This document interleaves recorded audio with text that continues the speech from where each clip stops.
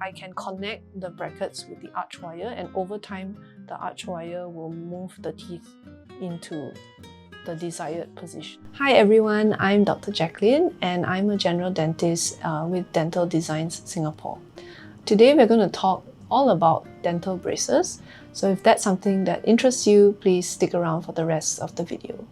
So why do we need braces in the first place? Most of my patients seek dental braces treatment because they are trying to correct misaligned or what we call crowded teeth. But why do our teeth crowd in the first place? There are many theories behind this.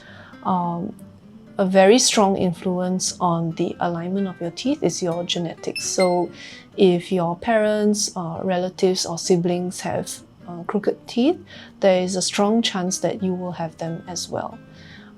And there is an overall trend of the human population getting smaller and smaller jaws because our modern diet is very soft compared to our caveman ancestors. If you look at the skulls of prehistoric skulls in the museums, you will notice that most of them have no crowding at all. In fact, a lot of these ancient skulls have a spacing of the teeth instead, where there is more space in the jaws for all the teeth. And this is because ancient men had a much more fibrous and hard diet that required a lot of chewing. So with the trend in the modern diet getting softer, nature always tries to be very efficient. The trend is towards a smaller jaw size, but the size of our teeth and the numbers of our teeth have not caught up with the shrinking jaw size. So our teeth tend to crowd together so that we can fit all the required teeth into a smaller space. Other things that can cause misalignment of the teeth is if a baby tooth is lost too early. So the baby teeth perform an important function as basically placeholders to keep the space open for the adult teeth. How do dental braces work? Now that we've understood a little bit more about the causes of crowding and misalignment, and you've decided that you would like to have braces to correct your crowding, a lot of patients just think that braces are really magical and the teeth somehow move when you put the braces on them, which is sort of true. But let's talk a little bit more in detail about how braces actually work to straighten your teeth. So the most important requirement for any straightening process is creating the space. So in the previous section, we talked about how teeth get misaligned. It's because of a mismatch of tooth size versus jaw size. So if the jaw is not big enough to accommodate all the teeth and all the teeth of that particular size, we need to create space. So there are many ways to create space for alignment. Number one, which will give you the most space, is extractions. So you might hear of people having to take out 2 or 4 teeth to create room for the alignment.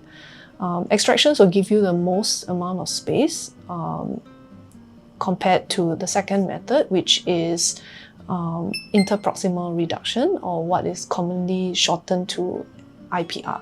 So IPR is basically slimming down each tooth so that each tooth is narrower and able to fit into the smaller space that's available in the jaws.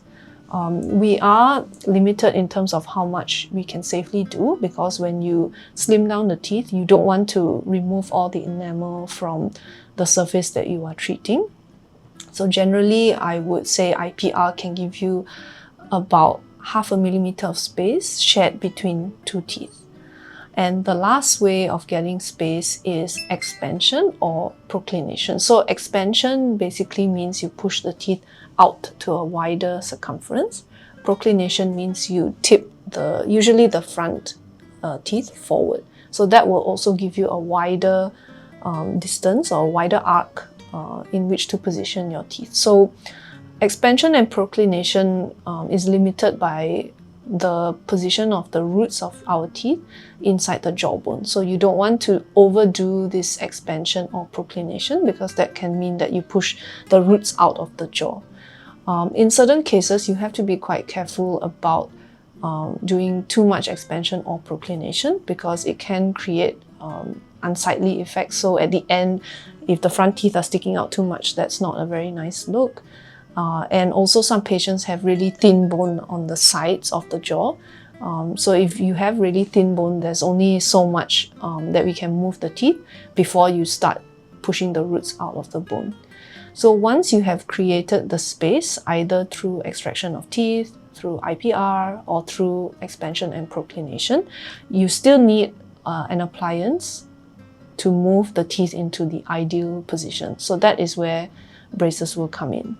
So I'm going to demonstrate a rough idea of how this happens using these blocks here. So if we look at these blocks, basically they are the teeth. Okay, so I have 3 teeth here.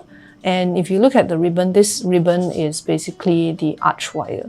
Okay, so our teeth will not move if you only put the brackets, what we call the little squares on the teeth. You still need to connect the brackets with a wire. So for example, if I have a crowding like this, where my teeth are not in a straight line, I can connect the brackets with the arch wire, and over time, the arch wire will move the teeth into the desired position, which is dictated by where I position the brackets on the teeth and the tension of the arch wire. So when we talk about adjustment for braces, usually it means changing the arch wire progressively from smaller sizes into larger and larger sizes. As we change the arch wire, the tension on the teeth will increase, and that will gradually move the teeth into the desired position. Of course, this is just a very simplified idea of how it works.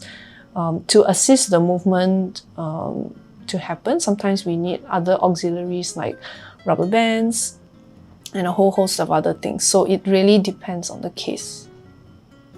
What are the benefits of dental braces? Okay, so now that you know how braces work, let's talk about the benefits. I feel the biggest benefit is that it is, for the most part, a non-invasive treatment. A very common question that I get from adult patients in my consultations is, should they do braces or veneers? So that's a very common thing that patients come in with. Or in fact, what tends to happen more often is patients are coming in seeking a consultation for veneers. But when we look at their case, we notice that the teeth are really crowded, misaligned, and maybe discolored. So the discussion about veneers is usually not too far away from the discussion about braces, because if your teeth are really crooked and misaligned, even if you did veneers, you're not really going to be able to achieve the ideal result because the teeth are not in the right position.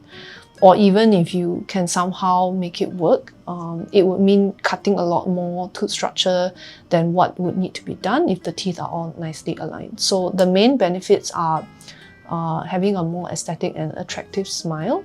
For us humans, our eyes are really sensitive to symmetry. So if there is a lot of crowding, the smile is not symmetrical. So improving the symmetry will immediately improve the aesthetic quality of the smile. So that's number one. The other benefit is in terms of cleaning. So if your teeth are really crowded and they are overlapped or rotated, it can be very difficult for you to do effective cleaning at home. Most patients, I find, like they really struggle even with straight teeth to keep their teeth clean, and it gets even worse if the teeth are very crowded.